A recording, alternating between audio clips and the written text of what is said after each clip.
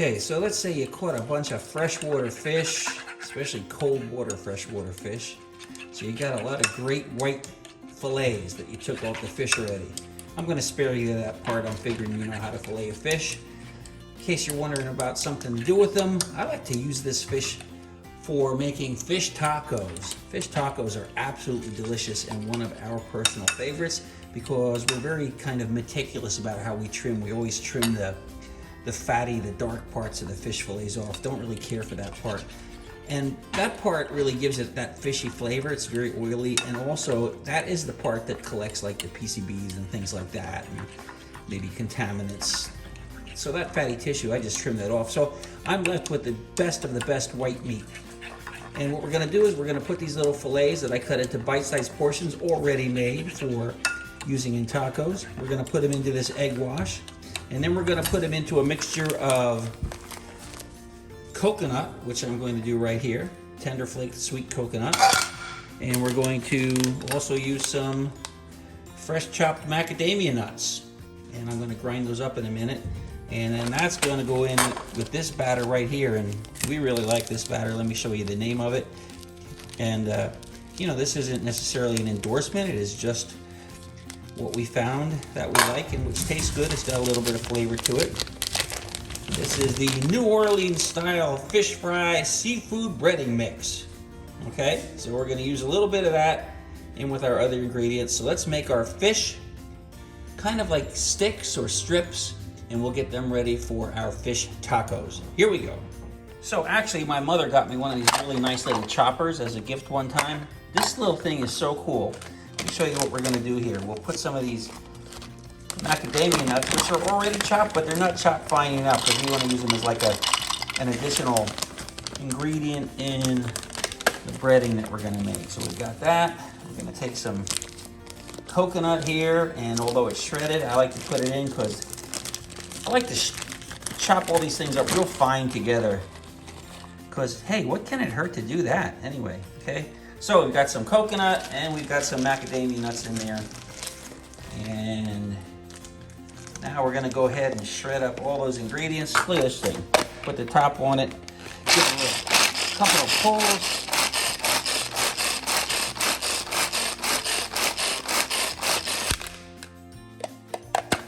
Take it off. Put that in. Look at what you end up with here. Gorgeous, huh? So we're gonna put that in this plate here. Okay. And with that, we're going to add some of our New Orleans style fish fry seafood breading mix. Just a little bit. Don't need much. Okay. I'll show you here. This is the fish as I cut it up. Not very big pieces. This is the beauty of it. So this is actually 1/2 of a pickerel. Okay. By the time you get that bread and you get it in tacos, everything, you're not gonna need more than this to serve 2 people. Honestly, you can get 3 tacos each out of that, maybe even more. So we're gonna take that, we're gonna set that aside. Got the egg wash, gonna put that aside. Gonna take our pieces of fish, just put them in the egg wash, get them here, beautiful. Look at how nice that looks. Okay, we'll set that aside. Get ready for the next one. And this is what we're gonna do. We're gonna repeat until we're all finished.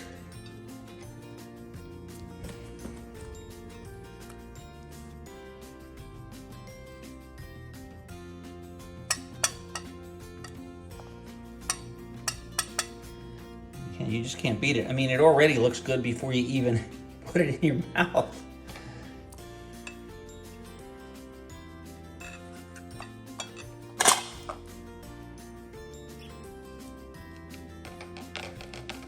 And so yeah, this is pickerel. And the funny thing, you know, I grew up fishing with people telling me, oh, you don't want to eat the pickerel unless you grind it up and make it into fish cakes, cause all the little bones.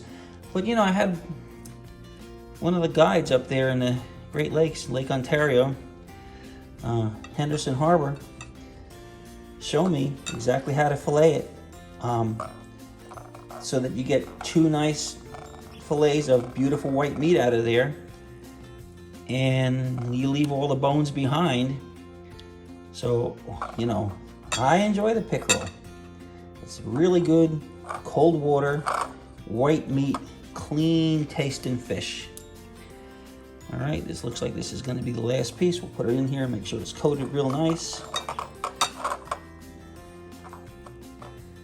Again and again, you know, just look how beautiful that looks before it's even in the frying pan. So the next step is put it in the frying pan for a little bit.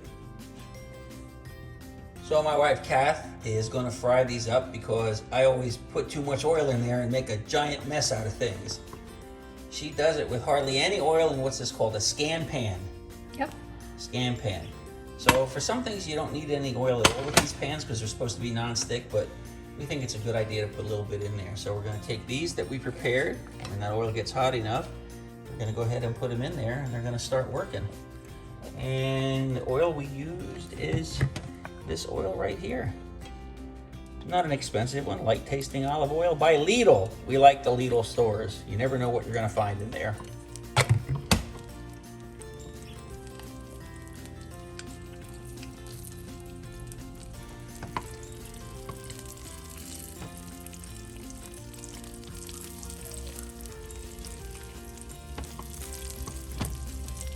Got them working. And we'll just do these till they're lightly brown. And yeah, last time I forgot to use this thing too, and I made a super mess. Guys, little hint here. If you don't want to actually do the cooking, just make a super mess, and then you know your wife will be happy to do the cooking next time. All right, so we take the cover off, we check them. Yeah, we want a light fry like that. By the time you get that on both sides, the fish is done because you cut these into nice little fish strips, which is, like I said, the way I do it, so I get all of the best white meat and don't keep any of that, I think, not great tasting dark meat.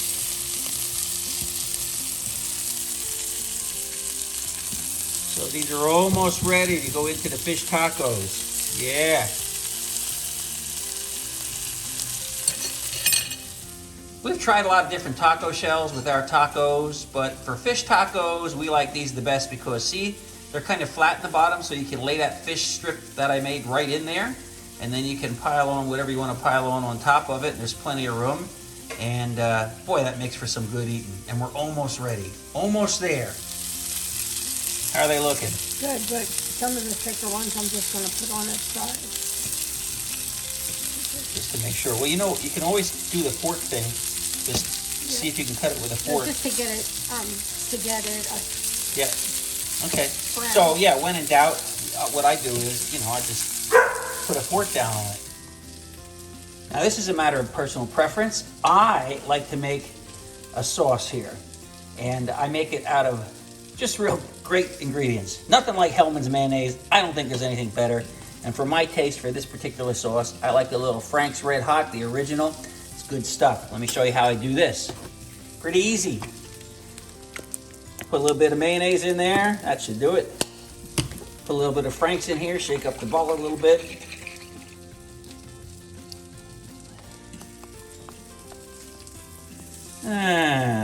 Because more is always better. Let's put a little more in there. Okay, awesome. Great. Fantastic. Now we'll go ahead and stir this up a little bit.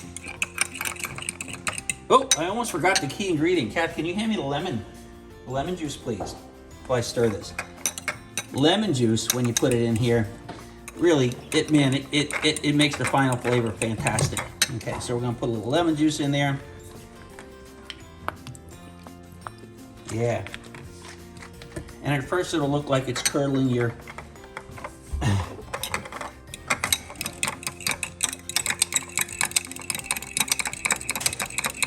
mayonnaise, but it doesn't. You just keep stirring it to turn into this smooth, rich, delicious sauce. By the way, if you ever wonder why I have a long thumbnail on my right hand and fingernails, it's because I'm a guitar player who uses nails instead of picks to play blues and bluegrass and just about any other style. There you go. That is my sauce. So let's take a look at our fish taco fixins, but before we do that, there's one last secret ingredient You know what that is? That's right. That's maple syrup. Now this little trick I learned down in one of the keys near Conch Key in the Florida Keys, where I had a fabulous hogfish meal. You put a little bit of maple syrup on top of that coconut and macadamia nut. Oh man, it brings out so many good flavors. So we got the fish, we got the tomato, we got the lettuce, we got the black olives, we have the cheese, we have the taco shells, we have the sauce, and of course we have the refried beans. You gotta have the refried beans. Oh, and I almost forgot, some folks like to also use sour cream and some kind of taco sauce on top. I guess you can never get enough on a taco. All right, so I got myself a beautiful piece of this gorgeous fish. Good job, Kath. That fish looks fabulous. So I'm gonna put that into the taco first. Everybody does it maybe a little different. What else do I wanna put in there? I'm gonna put in some tomatoes.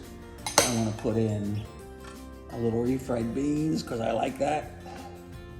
I wanna put some cheese, of course. I wanna put some lettuce. I wanna put some taco sauce. Yep, and then I'm gonna, my favorite part right here, this sauce we made with the Franks and the lemon juice, I'm gonna just pour a little bit of that on there. Oh my God. Okay, here we go. Pickerel or fish taco.